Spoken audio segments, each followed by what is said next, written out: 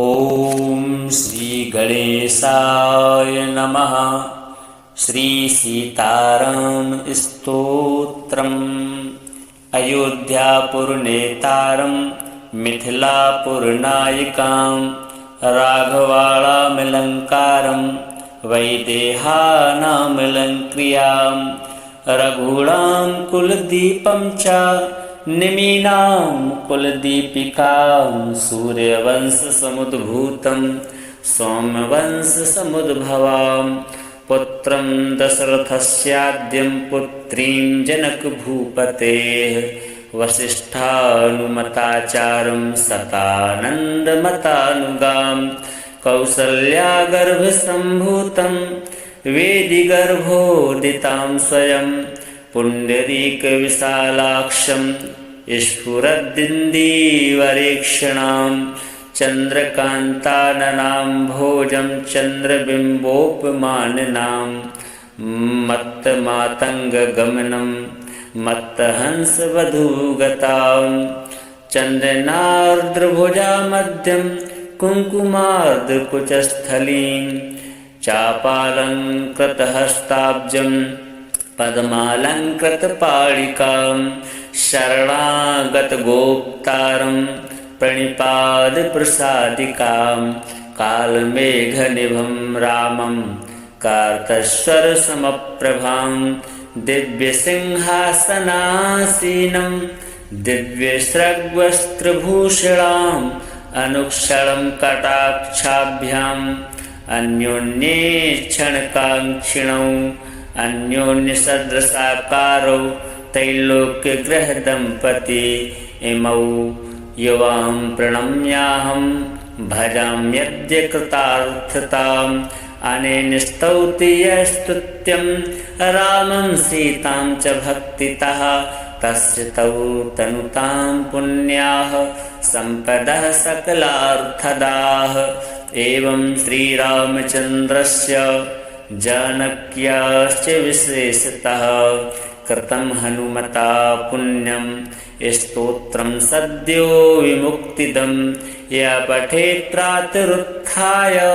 सर्वान् कामान् वाप्नुयात्। अयोध्यापुरनेतारं मिथिलापुरनायिकां राघवाणामलङ्कारं वैदेहानामलङ्क्रियां रघूणां कुलदीपं च निमीनां कुलदीपिकां सूर्यवंशसमुद्भूतं सौम्यवंशसमुद्भवां पुत्रं दशरथस्याद्यं पुत्रीं जनकभूपतेः वसिष्ठानुमताचार्यं सतानन्दमतानुगां कौसल्यागर्भसम्भूतं वेदिगर्भोदितां स्वयं पुण्डरीकविशालाक्षं स्फुरद्दिन्दीवरेक्षणां चन्द्रकान्ताननां भोजं चन्द्रबिम्बोपमाननां मत्तमातङ्गगमनं मत्तहंसवधूगतां चन्दनार्द्रभुजामध्यं कुङ्कुमार्द्रकुचस्थलीं चापालङ्कृतहस्ताब्जं पद्मालङ्कृतपाणिकां शरणागतगोप्तारं प्रणिपादप्रसादिकां कालमेघनिभं रामं कार्तस्वरसमप्रभां दिव्यसिंहासनासीनं दिव्यसृग्वस्त्रभूषणाम् अनुक्षणं कटाक्षाभ्याम् अन्योन्येक्षणकाङ्क्षिणौ अन्योन्यसदृशाकारौ त्रैलोक्यग्रहदम्पती इमौ युवां प्रणम्याहं भजाम्यद्य कृतार्थताम् अनेन स्तौति यस्तुत्यं रामं सीतां च भक्तितः तस्य तौ तनुतां पुण्याः सम्पदः सकलार्थदाः। एवं श्रीरामचन्द्रस्य जानक्याश्च विशेषतः कृतं हनुमता पुण्यं स्तोत्रं सद्यो विमुक्तिदं य पठेत् प्रातरुत्थाय सर्वान् कामान् कामान् वाप्नुयात्। अयोध्यापुरनेतारं मिथिलापुरनायिकां राघवाणामलङ्कारं वैदेहानामलङ्क्रियां रघूणां कुलदीपं च निमीनां कुलदीपिकां सूर्यवंशसमुद्भूतं सौम्यवंशसमुद्भवां पुत्रं दशरथस्याद्यं पुत्रीं जनकभूपतेः वसिष्ठानुमताचारं सतानन्दमतानुगां कौसल्यागर्भसम्भूतं वेदिगर्भोदितां स्वयं पुण्डरीकविशालाक्षं स्फुरद्दिन्दीवरेक्षणां चन्द्रकान्ताननां भोजं चन्द्रबिम्बोपमाननां मत्तमातङ्गगमनं मत्तहंसवधूगतां चन्दनार्द्रभुजामध्यं कुङ्कुमार्द्रकुचस्थलीं चापालङ्कृतहस्ताब्जं पद्मालङ्कृतपाणिकां शरणागतगोप्तारं प्रणिपादप्रसादिकां कालमेघनिभं रामं कार्तस्वरसमप्रभां दिव्यसिंहासनासीनं दिव्यस्रग्वस्त्रभूषणाम् अनुक्षणं कटाक्षाभ्याम् अन्योन्येक्षणकाङ्क्षिणौ अन्योन्यसदृशाकारौ त्रैलोक्यगृहदम्पती इमौ युवां प्रणम्याहं भजाम्यद्य कृतार्थताम् अनेन स्तौति यस्तुत्यं रामं सीतां च भक्तितः तस्य तौ तनुतां पुण्याः सम्पदः सकलार्थदाः। एवं श्रीरामचन्द्रस्य जानक्याश्च विशेषतः कृतं हनुमता पुण्यं स्तोत्रं सद्यो विमुक्तिदं य पठेत् प्रातरुत्थाय सर्वान् कामान् वाप्नुयात्। अयोध्यापुरनेतारं मिथिलापुरनायिकां राघवाणामलङ्कारं वैदेहानामलङ्क्रियां रघूणां कुलदीपं च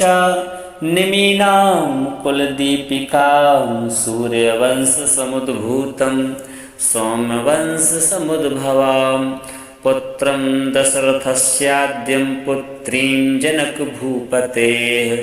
वसिष्ठानुमताचारं सतानन्दमतानुगां कौसल्यागर्भसम्भूतं वेदिगर्भोदितां स्वयं पुण्डरीकविशालाक्षं स्फुरद्दिन्दीवरेक्षणां चन्द्रकान्ताननां भोजं चन्द्रबिम्बोपमाननां मत्तमातङ्गगमनं मत्तहंसवधूगतां चन्दनार्द्रभुजामध्यं कुङ्कुमार्द्रकुचस्थलीं चापालङ्कृतहस्ताब्जं पद्मालङ्कृतपाणिकां शरणागतगोप्तारं प्रणिपादप्रसादिकां कालमेघनिभं रामं कार्तस्वरसमप्रभां दिव्यसिंहासनासीनं दिव्यस्रग्वस्त्रभूषणाम् अनुक्षणं कटाक्षाभ्याम् अन्योन्येक्षणकाङ्क्षिणौ अन्योन्यसदृशाकारौ त्रैलोक्यगृहदम्पती इमौ युवां प्रणम्याहं भजाम्यद्य कृतार्थताम् अनेन स्तौति यस्तुत्यं रामं सीतां च भक्तितः तस्य तौ तनुतां पुण्याः सम्पदः सकलार्थदाः। एवं श्रीरामचन्द्रस्य जानक्याश्च विशेषतः कृतं हनुमता पुण्यं स्तोत्रं सद्यो विमुक्तिदं य पठेत् प्रातरुत्थाय सर्वान् कामान् वाप्नुयात्। अयोध्यापुरनेतारं मिथिलापुरनायिकां राघवाणामलङ्कारं वैदेहानामलङ्क्रियां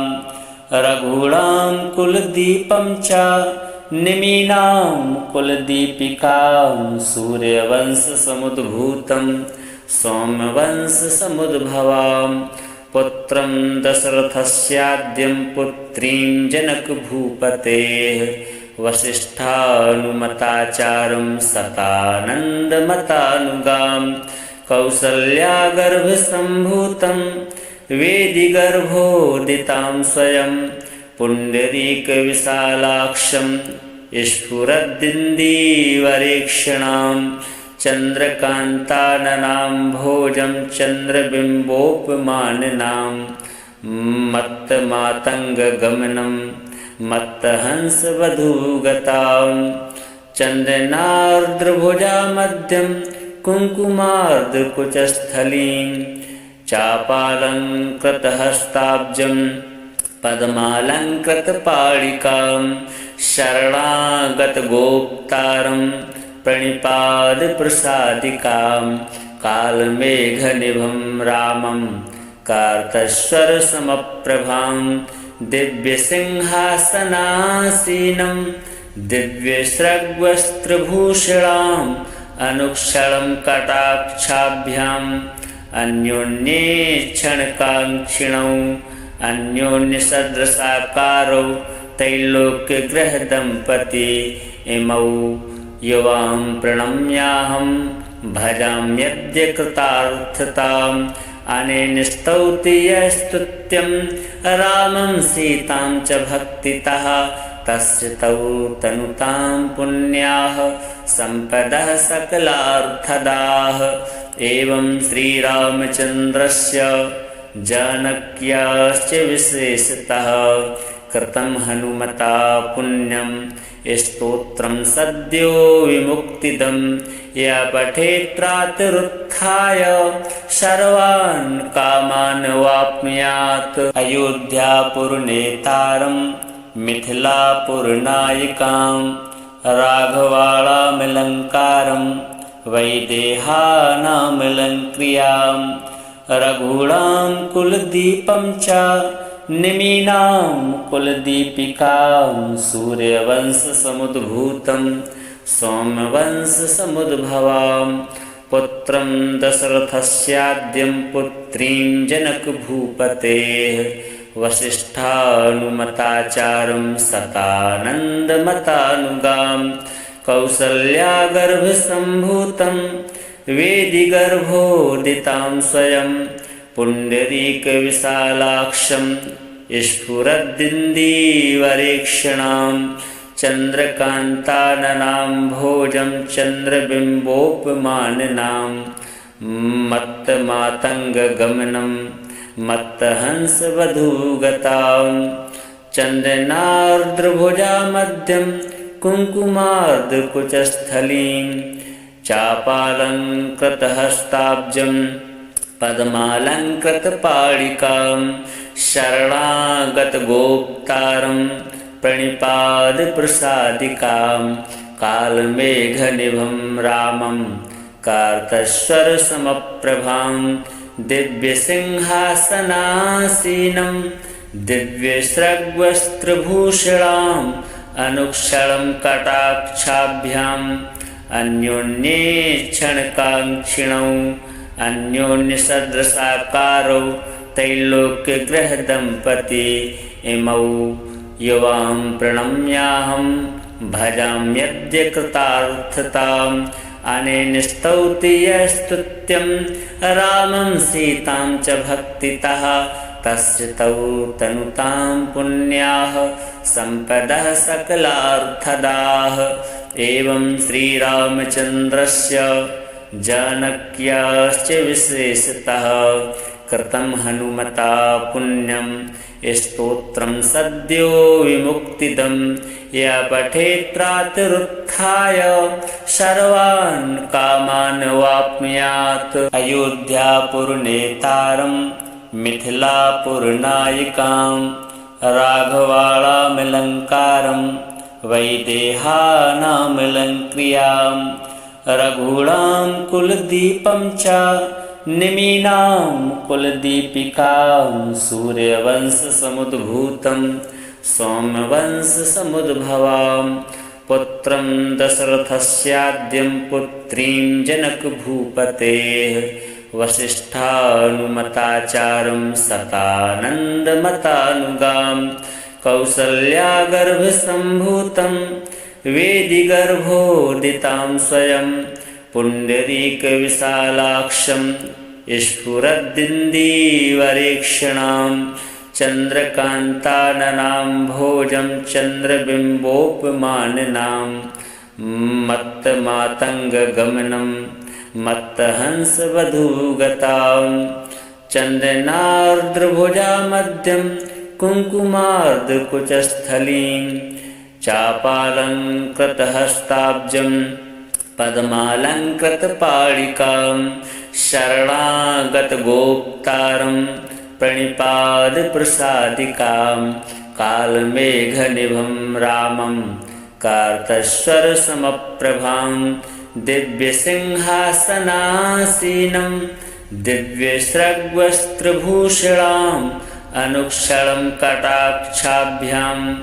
अन्योन्येक्षणकाङ्क्षिणौ अन्योन्यसदृशाकारौ त्रैलोक्यगृहदम्पती इमौ युवां प्रणम्याहं भजाम्यद्य कृतार्थताम् अनेन स्तौति यस्तुत्यं रामं सीतां च भक्तितः तस्य तौ तनुतां पुण्याः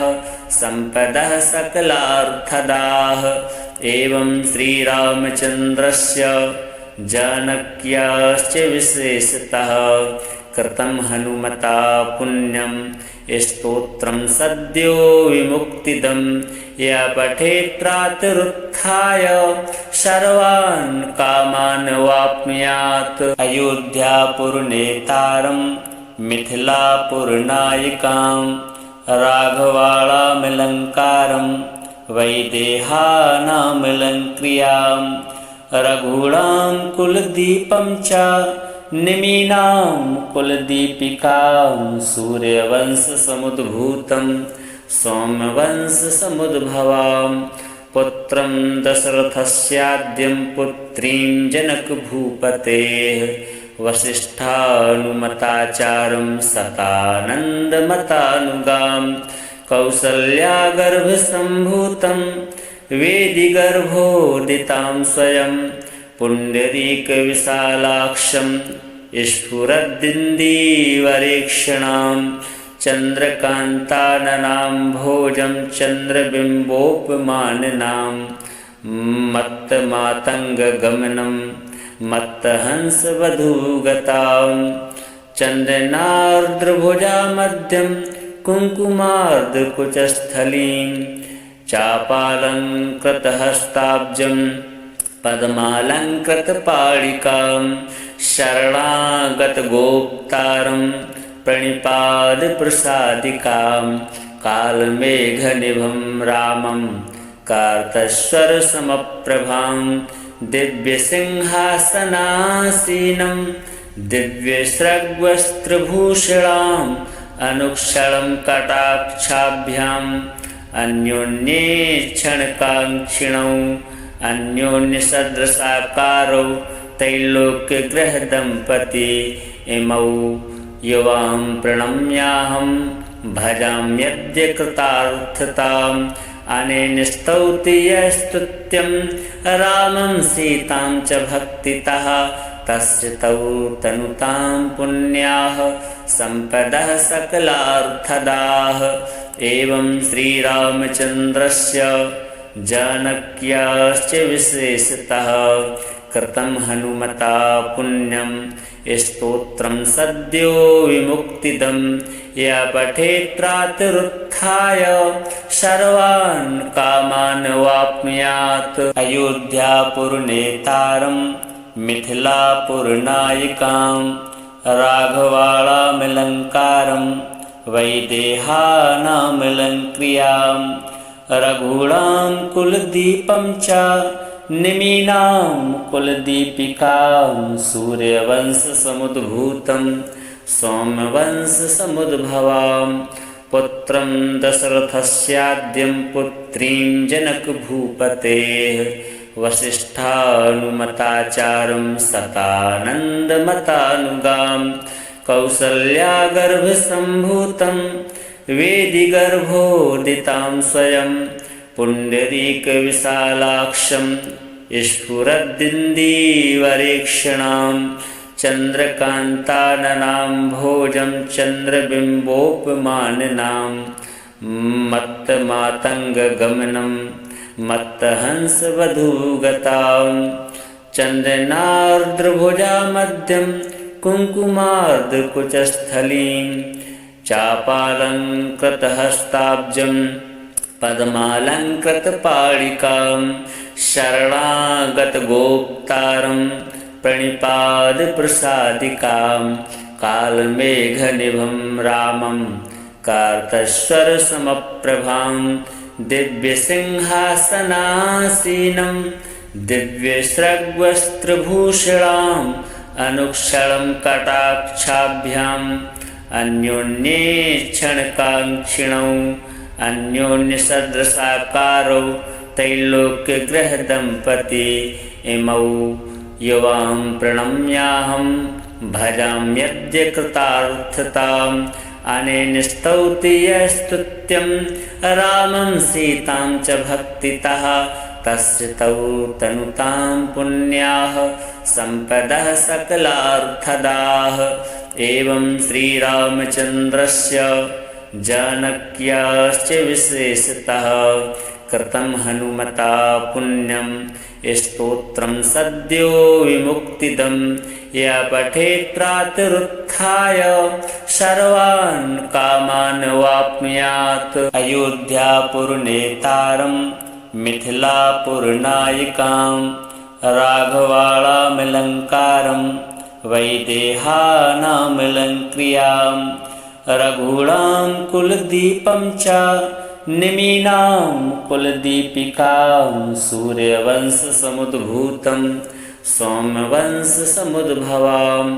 पुत्रं दशरथस्याद्यं पुत्रीं जनकभूपतेः वसिष्ठानुमताचारं सतानन्दमतानुगां कौसल्यागर्भसम्भूतं वेदिगर्भोदितां स्वयं पुण्डरीकविशालाक्षं स्फुरद्दिन्दीवरेक्षणां चन्द्रकान्ताननां भोजं चन्द्रबिम्बोपमाननां मत्तमातङ्गगमनं मत्तहंसवधूगतां चन्दनार्द्रभुजामध्यं कुङ्कुमार्द्रकुचस्थलीं चापालङ्कृतहस्ताब्जं पद्मालङ्कृतपाणिकां शरणागतगोप्तारं प्रणिपादप्रसादिकां कालमेघनिभं रामं कार्तस्वरसमप्रभां दिव्यसिंहासनासीनं दिव्यसृग्वस्त्रभूषणाम् अनुक्षणं कटाक्षाभ्याम् अन्योन्येक्षणकाङ्क्षिणौ अन्योन्यसदृशाकारौ त्रैलोक्यगृहदम्पती इमौ युवां प्रणम्याहं भजाम्यद्य कृतार्थताम् अनेन स्तौति यस्तुत्यं रामं सीतां च भक्तितः तस्य तौ तनुतां पुण्याः सम्पदः सकलार्थदाः एवं श्रीरामचन्द्रस्य जानक्याश्च विशेषतः कृतं हनुमता पुण्यं स्तोत्रं सद्यो विमुक्तिदं य पठेत् प्रातरुत्थाय सर्वान् कामान् वाप्नुयात् अयोध्यापुरनेतारं मिथिलापुरनायिकां राघवाणामलङ्कारं वैदेहानामलङ्क्रियां रघूणां कुलदीपं च निमीनां कुलदीपिकां सूर्यवंशसमुद्भूतं सौम्यवंशसमुद्भवां पुत्रं दशरथस्याद्यं पुत्रीं जनकभूपतेः वसिष्ठानुमताचारं सतानन्दमतानुगां कौसल्यागर्भसम्भूतं वेदिगर्भोदितां स्वयं पुण्डरीकविशालाक्षं स्फुरद्दिन्दीवरेक्षणां चन्द्रकान्ताननां भोजं चन्द्रबिम्बोपमाननां मत्तमातङ्गगमनं मत्तहंसवधूगतां चन्दनार्द्रभुजामध्यं कुङ्कुमार्द्रकुचस्थलीं चापालङ्कृतहस्ताब्जं पद्मालङ्कृतपाणिकां शरणागतगोप्तारं प्रणिपादप्रसादिकां कालमेघनिभं रामं कार्तस्वरसमप्रभां दिव्यसिंहासनासीनं दिव्यस्रग्वस्त्रभूषणाम् अनुक्षणं कटाक्षाभ्याम् अन्योन्येक्षणकाङ्क्षिणौ अन्योन्यसदृशाकारौ त्रैलोक्यग्रहदम्पती इमौ युवां प्रणम्याहं भजाम्यद्य कृतार्थताम्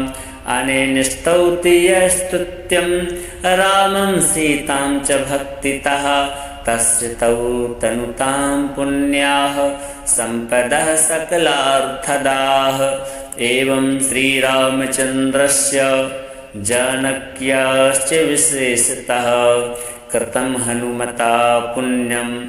स्तोत्रं सद्यो विमुक्तिदं य पठेत् प्रातरुत्थाय सर्वान् कामान् वाप्नुयात् अयोध्यापुरनेतारं मिथिलापुरनायिकां राघवाणामलङ्कारं वैदेहानामलङ्क्रियां रघूणां कुलदीपं च निमीनां कुलदीपिकां सूर्यवंशसमुद्भूतं सोमवंशसमुद्भवां पुत्रं दशरथस्याद्यं पुत्रीं जनकभूपतेः वसिष्ठानुमताचारं सतानन्दमतानुगां कौसल्यागर्भसम्भूतं वेदिगर्भोदितां स्वयं पुण्डरीकविशालाक्षं स्फुरद्दिन्दीवरेक्षणां चन्द्रकान्ताननां भोजं चन्द्रबिम्बोपमाननां मत्तमातङ्गगमनं मत्तहंसवधूगतां चन्दनार्द्रभुजामध्यं कुङ्कुमार्द्रकुचस्थलीं चापालङ्कृतहस्ताब्जं पद्मालङ्कृतपाणिकां शरणागतगोप्तारं प्रणिपादप्रसादिकां कालमेघनिभं रामं कार्तस्वरसमप्रभां दिव्यसिंहासनासीनं दिव्यस्रग्वस्त्रभूषणाम् अनुक्षणं कटाक्षाभ्याम् अन्योन्येक्षणकाङ्क्षिणौ अन्योन्यसदृशाकारौ त्रैलोक्यग्रहदम्पती इमौ युवां प्रणम्याहं भजाम्यद्य कृतार्थताम् अनेन स्तौति यस्तुत्यं रामं सीतां च भक्तितः तस्य तौ तनुतां पुण्याः सम्पदः सकलार्थदाः एवं श्रीरामचन्द्रस्य जानक्याश्च विशेषतः कृतं हनुमता पुण्यं स्तोत्रं सद्यो विमुक्तिदं य पठेत् प्रातरुत्थाय सर्वान् कामान् वाप्नुयात् अयोध्यापुरनेतारं मिथिलापुरनायिकां राघवाणामलङ्कारं वैदेहानामलङ्क्रियां रघूणां कुलदीपं च निमीनां कुलदीपिकां सूर्यवंशसमुद्भूतं सोमवंशसमुद्भवां पुत्रं दशरथस्याद्यं पुत्रीं जनकभूपतेः वसिष्ठानुमताचारं सतानन्दमतानुगां कौसल्यागर्भसम्भूतं वेदिगर्भोदितां स्वयं पुण्डरीकविशालाक्षं स्फुरद्दिन्दीवरेक्षणां चन्द्रकान्ताननां भोजं चन्द्रबिम्बोपमाननां मत्तमातङ्गगमनं मत्तहंसवधूगतां चन्दनार्द्रभुजामध्यं कुङ्कुमार्द्रकुचस्थलीं चापालङ्कृतहस्ताब्जं पद्मालङ्कृतपाणिकां शरणागतगोप्तारं प्रणिपादप्रसादिकां कालमेघनिभं रामं कार्तस्वरसमप्रभां दिव्यसिंहासनासीनं दिव्यसृग्वस्त्रभूषणाम् अनुक्षणं कटाक्षाभ्याम् अन्योन्येक्षणकाङ्क्षिणौ अन्योन्यसदृशाकारौ त्रैलोक्यगृहदम्पती इमौ युवां प्रणम्याहं भजाम्यद्य कृतार्थताम् अनेन स्तौति यस्तुत्यं रामं सीतां च भक्तितः तस्य तौ तनुतां पुण्याः सम्पदः सकलार्थदाः एवं श्रीरामचन्द्रस्य जानक्याश्च विशेषतः कृतं हनुमता पुण्यं स्तोत्रं सद्यो विमुक्तिदं य पठेत् प्रातरुत्थाय सर्वान् कामान् वाप्नुयात् अयोध्यापुरनेतारं मिथिलापुरनायिकां राघवाणामलङ्कारं वैदेहानामलङ्क्रियां रघूणां कुलदीपं च निमीनां कुलदीपिकां सूर्यवंशसमुद्भूतं सौम्यवंशसमुद्भवां पुत्रं दशरथस्याद्यं पुत्रीं जनकभूपतेः वसिष्ठानुमताचारं सतानन्दमतानुगां कौसल्यागर्भसम्भूतं वेदिगर्भोदितां स्वयं पुण्डरीकविशालाक्षं स्फुरद्दिन्दीवरेक्षणां चन्द्रकान्ताननां भोजं चन्द्रबिम्बोपमाननां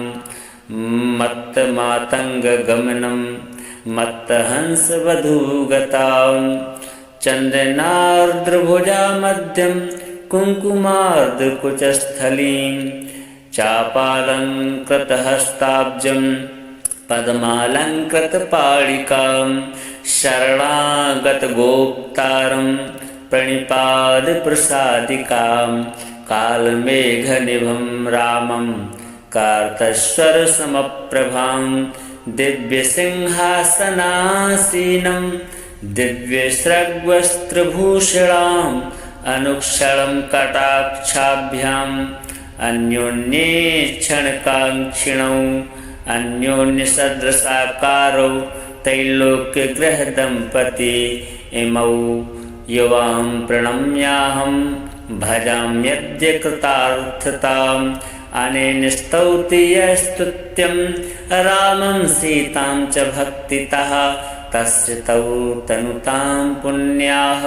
सम्पदः सकलार्थदाः एवं श्रीरामचन्द्रस्य जानक्याश्च विशेषतः कृतं हनुमता पुण्यं स्तोत्रं सद्यो विमुक्तिदं य पठेत् प्रातरुत्थाय सर्वान् कामान् वाप्नुयात् अयोध्यापुरनेतारं मिथिलापुरनायिकां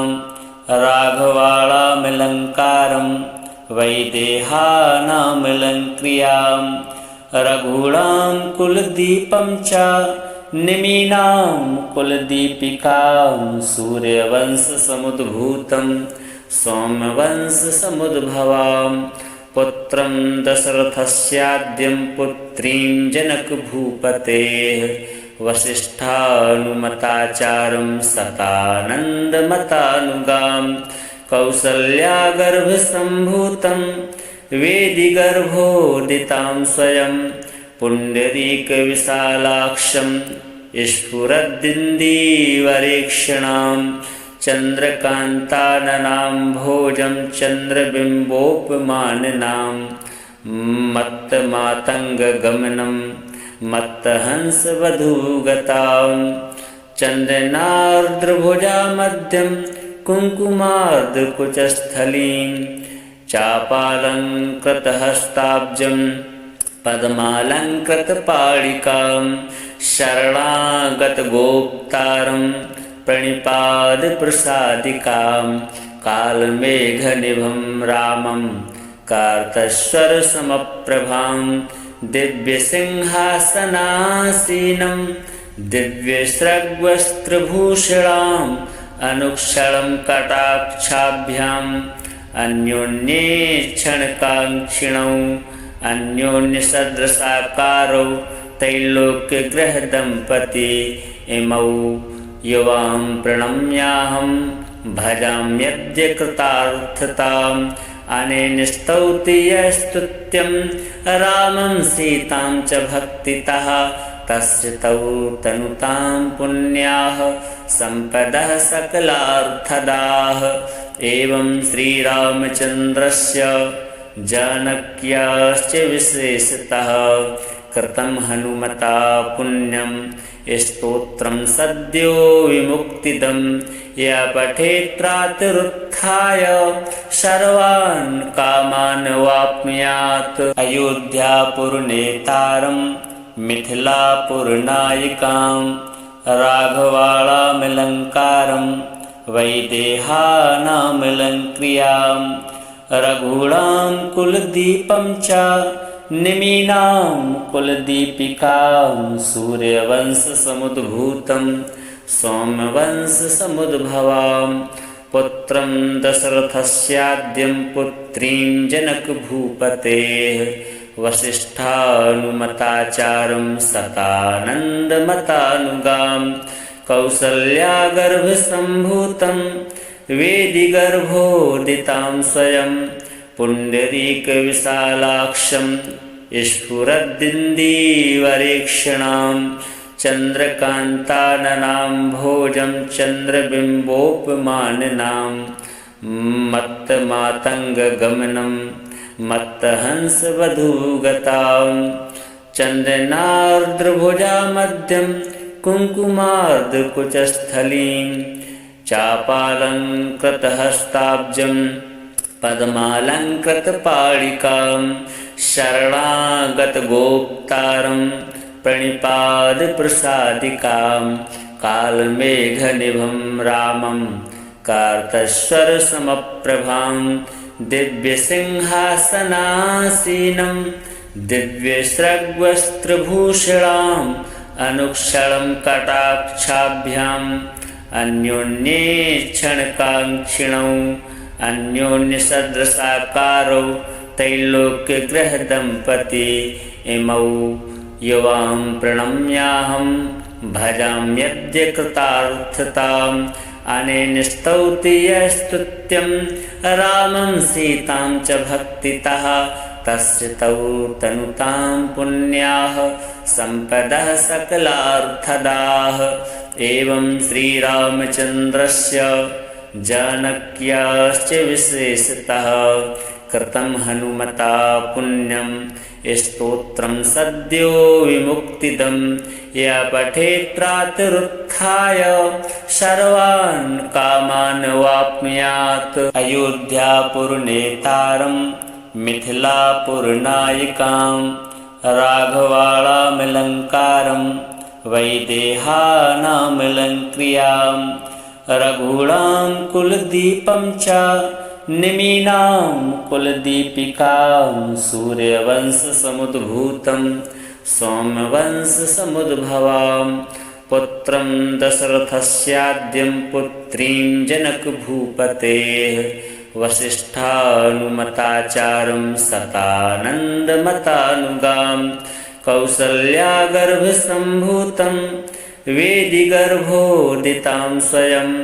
पुण्डरीकविशालाक्षं स्फुरद्दिन्दीवरेक्षणां चन्द्रकान्ताननाम्भोजं चन्द्रबिम्बोपमाननां मत्तमातङ्गगमनं मत्तहंसवधूगतां चन्दनार्द्रभुजामध्यं कुङ्कुमार्धकुचस्थलीं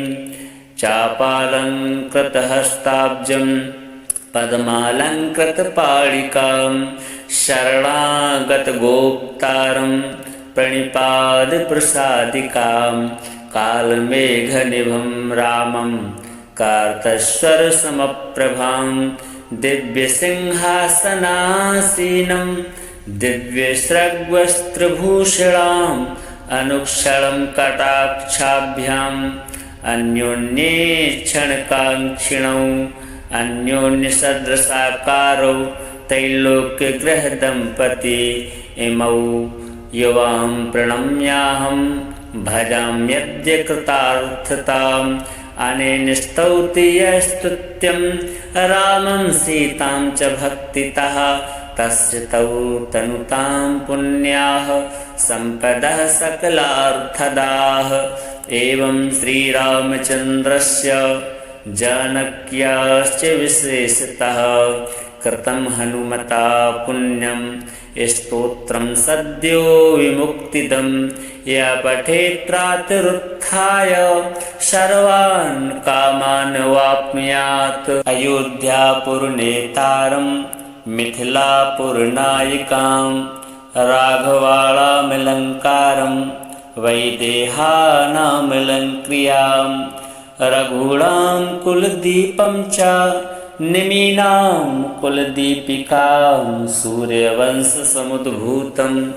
सौम्यवंशसमुद्भवां पुत्रं दशरथस्याद्यं पुत्रीं जनकभूपतेः वसिष्ठानुमताचार्यं सतानन्दमतानुगां कौसल्यागर्भसम्भूतं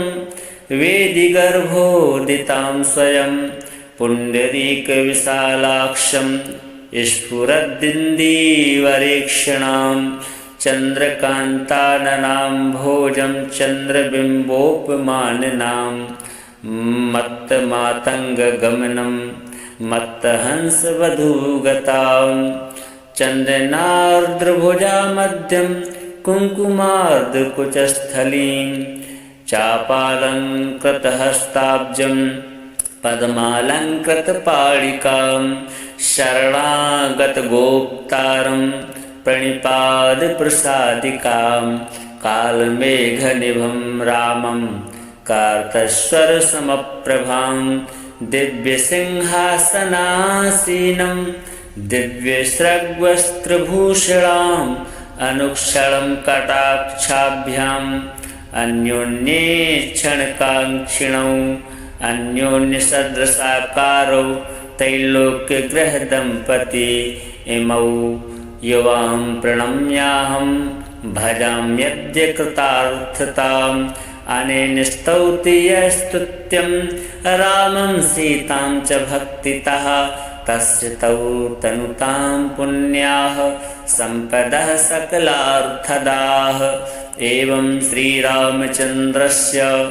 जानक्याश्च विशेषतः कृतं हनुमता पुण्यं स्तोत्रं सद्यो विमुक्तिदं य पठेत् प्रातरुत्थाय सर्वान् कामान् वाप्नुयात् अयोध्यापुरनेतारं मिथिलापुरनायिकां राघवाणामलङ्कारं वैदेहानामलङ्क्रियां रघूणां कुलदीपं च निमीनां कुलदीपिकां सूर्यवंशसमुद्भूतं सौम्यवंशसमुद्भवां पुत्रं दशरथस्याद्यं पुत्रीं जनकभूपतेः वसिष्ठानुमताचार्यं सतानन्दमतानुगां कौसल्यागर्भसम्भूतं वेदिगर्भोदितां स्वयं पुण्डरीकविशालाक्षं स्फुरद्दिन्दीवरेक्षणां चन्द्रकान्ताननां भोजं चन्द्रबिम्बोपमाननां मत्तमातङ्गगमनं मत्तहंसवधूगतां चन्दनार्द्रभुजामध्यं कुङ्कुमार्द्रकुचस्थलीं चापालङ्कृतहस्ताब्जं पद्मालङ्कृतपाणिकां शरणागतगोप्तारं प्रणिपादप्रसादिकां कालमेघनिभं रामं कार्तस्वरसमप्रभां दिव्यसिंहासनासीनं दिव्यस्रग्वस्त्रभूषणाम् अनुक्षणं कटाक्षाभ्याम् अन्योन्येक्षणकाङ्क्षिणौ अन्योन्यसदृशाकारौ त्रैलोक्यगृहदम्पती इमौ युवां प्रणम्याहं भजाम्यद्य कृतार्थताम् अनेन स्तौति यस्तुत्यं रामं सीतां च भक्तितः तस्य तौ तनुतां पुण्याः सम्पदः सकलार्थदाः। एवं श्रीरामचन्द्रस्य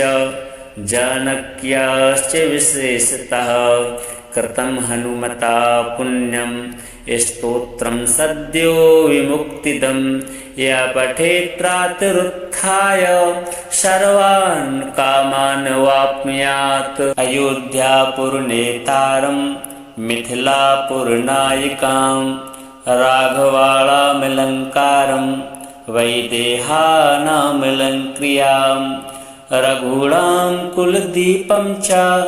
निमीनां कुलदीपिकां सूर्यवंशसमुद्भूतं सौम्यवंशसमुद्भवां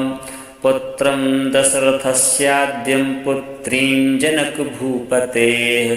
वसिष्ठानुमताचार्यं सतानन्दमतानुगां कौसल्यागर्भसम्भूतं वेदिगर्भोदितां स्वयं पुण्डरीकविशालाक्षं स्फुरद्दिन्दीवरेक्षणां चन्द्रकान्ताननां भोजं चन्द्रबिम्बोपमाननां मत्तमातङ्गगमनं मत्तहंसवधूगतां चन्दनार्द्रभुजामध्यं कुङ्कुमार्द्रकुचस्थलीं चापालङ्कृतहस्ताब्जं पद्मालङ्कृतपाणिकां शरणागतगोप्तारं प्रणिपादप्रसादिकां कालमेघनिभं रामं कार्तस्वरसमप्रभां दिव्यसिंहासनासीनं दिव्यस्रग्वस्त्रभूषणाम् अनुक्षणं कटाक्षाभ्याम् अन्योन्येक्षणकाङ्क्षिणौ अन्योन्यसदृशाकारौ त्रैलोक्यगृहदम्पती इमौ युवां प्रणम्याहं भजाम्यद्य कृतार्थताम् अनेन स्तौति यस्तुत्यं रामं सीतां च भक्तितः तस्य तौ तनुतां पुण्याः सम्पदः सकलार्थदाः। एवं श्रीरामचन्द्रस्य जानक्याश्च विशेषतः कृतं हनुमता पुण्यं स्तोत्रं सद्यो विमुक्तिदं या पठेत् प्रातरुत्थाय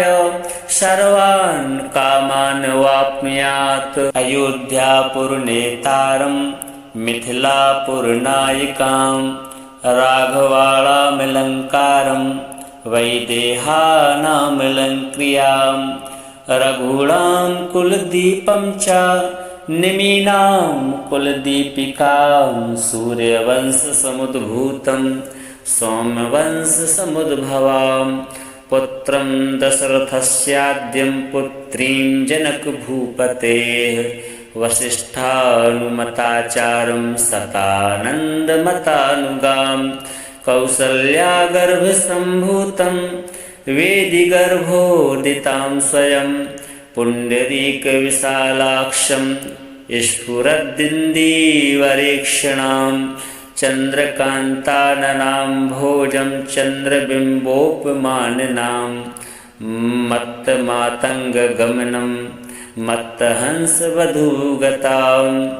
चन्दनार्द्रभुजा मध्यं कुङ्कुमार्द्रकुचस्थलीं चापालङ्कृतहस्ताब्जं पद्मालङ्कृतपाणिकां शरणागतगोप्तारं प्रणिपादप्रसादिकां कालमेघनिभं रामं कार्तस्वरसमप्रभां दिव्यसिंहासनासीनं दिव्यसृग्वस्त्रभूषणाम् अनुक्षणं कटाक्षाभ्याम् अन्योन्येक्षणकाङ्क्षिणौ अन्योन्यसदृशाकारौ त्रैलोक्यगृहदम्पती इमौ युवां प्रणम्याहं भजाम्यद्य कृतार्थताम् अनेन स्तौति यः स्तुत्यं रामं सीतां च भक्तितः तस्य तौ तनुतां पुण्याः सम्पदः सकलार्थदाः। एवं श्रीरामचन्द्रस्य जानक्याश्च विशेषतः कृतं हनुमता पुण्यं स्तोत्रं सद्यो विमुक्तिदं य पठेत् प्रातरुत्थाय सर्वान् कामान् वाप्नुयात्।